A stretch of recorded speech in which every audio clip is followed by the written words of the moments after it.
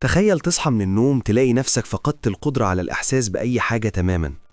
مفيش زعل بيوجعك ومفيش فرحة بتبسطك، كأنك اتحولت لآلة بشرية باردة. مش بتبكي لما بتخسر حاجة غالية، وما بتحسش بأي حماس تجاه المستقبل. كلنا بيتقال علينا أقوياء وجامدين، بس الحقيقة المرعبة إن ده مش قوة إطلاقا. ده ميكانيزم دفاعي قاسي جدا بيعمل شات داون لمشاعرك عشان يحميك من الانهيار. مخك لما تعرض لضغط نفسي مستمر وواقع قاسي جدا، قرر يطفي لوحة المفاتيح العاطفية بالكامل عشان يضمن بقائك على قيد الحياة. بس التمن كان باهظ جدا، وهو إنك قتلت قلبك وشغفك بالبطيء عشان بس تقدر تعيش وتكمل يومك العادي بدون ما تنهار كليا. الظاهرة المرعبة دي العلماء بيسموها التبلد العاطفي أو الإيموشنال بلانتنج. إحصائيات حديثة أثبتت إن أكتر من 70% من الناس اللي بتعاني من ضغوط الشغل والحياة الطاحنة بيدخلوا في الحالة دي وهم مش حاسين. الفكرة كلها إن عقلك عامل زي علبة الكهرباء اللي فيها مفاتيح أمان. لما الأحمال بتزيد جدا والواقع بيبقى مر وضاغط ومفيش أي مساحة للراحة، الروح بتطفل نفسها عشان تحمي الدايرة كلها من الحريق. جسمك بيقول أنا مش هقدر أتحمل وجع تاني، فبيقرر يفصل الكهرباء عن مراكز الإحساس. بتبدأ تعيش في حالة زومبي، أنت مش زعلان بس في نفس الوقت مش مبسوط وما عندكش طاقة لأي رد فعل، وتكمل دنيتك كأنك آلة. عشان نفهم الكارثة دي، تعالوا نرجع لتجربة نفسية شهيرة جدا عملها طبيب نفسي اسمه مارتن سيليجمان. جابوا مجموعة كلاب وحطوهم في قفص، وبدأوا يعرضوهم لصدمات كهربائية خفيفة، ومفيش أي باب للخروج. الكلاب في البداية قاومت وحاولت تهرب بكل الطرق، بس لما اكتشفوا إن مفيش فايدة استسلموا تماما للوجع. الصدمة الأكبر كانت لما فتحوا باب القفص وسابوا الصدمات شغالة. العلماء اتفاجئوا إن الكلاب ما هربتش برغم إن الباب كان مفتوح وواضح قدامهم. فضلوا قاعدين مكانهم بيستقبلوا الألم وهم مستسلمين كليا. التجربة دي أثبتت حالة مرعبة اسمها العجز المتعلم، وإن المخ بيتبرمج على الاستسلام لما بيقتنع إن محاولاته مش هتغير الواقع المر ده، وإن استسلامك مش صدفة أبداً. انت نفسك بيحصل معاك كده بالظبط في حياتك اليومية، لما بتسعى كتير في شغلك وما بتلاقيش تقدير، ولما بتدي مشاعر في علاقة وما بتلاقيش مقابل، ولما بتحاول تغير ظروفك والبيبان بتتقفل في وشك مرة ورا التانية. مخك بيبدأ يقتنع إنك مسجون في القفص ده، وإن مفيش أي أمل في النجاة، فبيقرر إنه يوفر طاقتك بدل ما تضيع في مقاومة مش هتجيب نتيجة.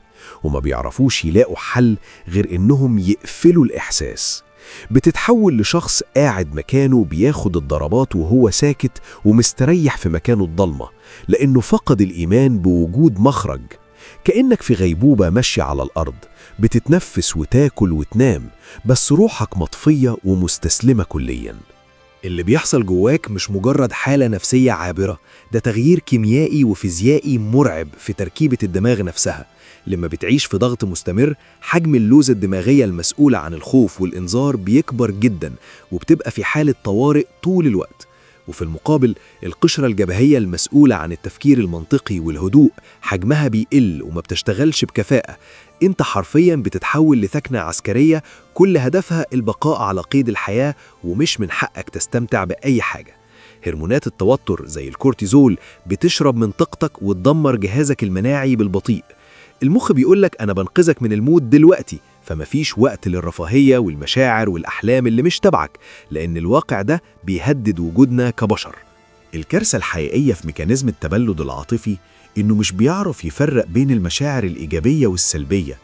يعني لما المخ بيقرر يعزلك عن الحزن والقهر اللي حواليك، بياخد معاه في سكته الفرحة والشغف والحب. انت عملت مقايضة مرعبة مع نفسك بدون ما تحس. اشتريت درع يحميك من الوجع، بس التمن كان إنك ما بقتش قادر تستطعم أي لحظة حلوة.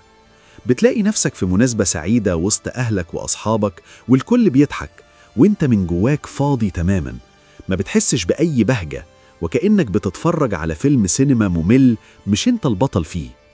قلبك لسه بينبض جوه صدرك، بس روحك ماتت بالبطيء، وما حصلش إنك عشت حياة حقيقية بجد. في الوقت اللي انت بتعاني فيه من الانطفاء ده، بتلاقي المجتمع بيسقف لك وبيمدح فيك، بيتقال عليك شخص عاقل وتقيل وقوي لأنك مش بتنهار بسرعة وما بتبكيش بسهولة، بس هم مش عارفين إن دي مش قوة إطلاقا، ده مجرد حالة ضعف متخفية ورا قناع من التبلد. انت مش صامد، انت بس استهلكت كل رصيدك من المحاولات ووصلت لمرحلة اللامبالاة التامة. القناع ده بيخليك تعيش في سجن انفرادي، لأنك بتفقد الثقة في كل الناس اللي بتحاول تقرب منك وبترفض أي مساعدة. بتفضل شايل الحمل لوحدك وتتظاهر إن دنيتك هادية وإنك مسيطر على وضعك، وإنت من جواك بتصرخ بشدة بس مفيش أي صوت بيخرج منك. لو تخيلت إنك هيفضل حالك كده ومكمل من غير ما تدفع فاتورة التبلد ده، تبقى غلطان جدا. الكبت العاطفي ده عامل زي القنبلة الموقوتة اللي بتعد تنازلي جوه صدرك.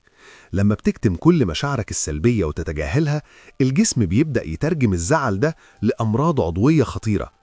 بتلاقي نفسك بتشتكي من صداع نصفي مزمن ومشاكل في القولون العصبي وضربات قلب سريعة من غير أي سبب طبي واضح.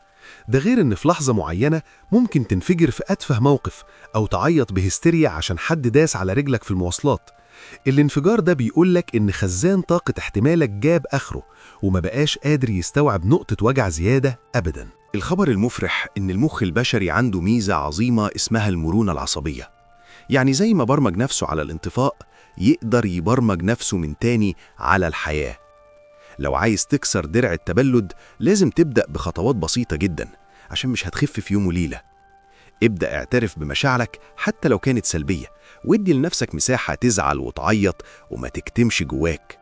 دور على تفاصيل صغيرة بتبسطك واعملها حتى لو مش حاسس بشغف في البداية. العقل بيصلحها خطوة بخطوة لما بتثبت له إن البيئة بقت آمنة وإن الخطر قل. أهي دي اللحظة اللي بتبدأ فيها تسترد إنسانيتك وتحس بجلدك وهوى ربنا من تاني، وترجع تدوق طعم الأيام بجد. الهروب من الواقع المر بالتبلد مش هو الحل، لأنه بيسرق منك أجمل سنين عمرك وإنت عايش كأنك ميت.